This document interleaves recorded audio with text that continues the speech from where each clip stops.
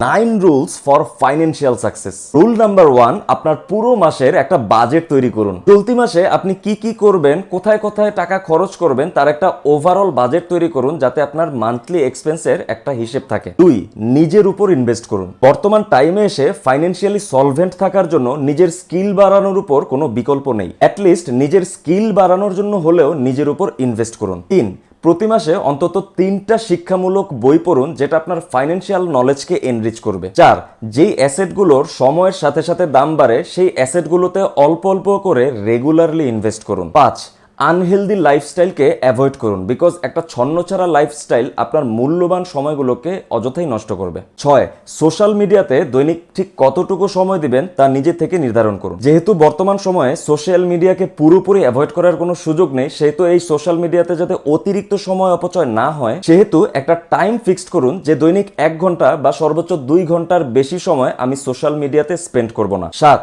আপনার যদি আননেসেসারি এক্সপেন্সের অভ্যাস থাকে তাহলে সেটাকে অ্যাভয়েড করুন। 8, ফাইন্যান্সিয়াল মার্কেট নিয়ে রেগুলারলি স্টাডি করুন, বিকজ একমাত্র নলেজ এবং এক্সিকিউশনের মাধ্যমেই আপনি ফাইন্যান্সিয়ালি সলভেন্ট হতে পারবেন। 9, আপনার টোটাল ইনকামের অ্যাটলিস্ট 15% সেভিং করুন। মনে রাখবেন, সেভিংসও কিন্তু এক ধরনের ইনভেস্টমেন্ট, যেটা আপনার বিপদে আপদে অ্যাজ অ্যান ইমার্জেন্সি ফান্ড হিসাবে খুবই কাজে লাগবে। এই ধরনের ফাইন্যান্স এবং ইকোনমি রিলেটেড ভিডিওর জন্য আপনারা এই চ্যানেলটিকে সাবস্ক্রাইব করতে পারেন।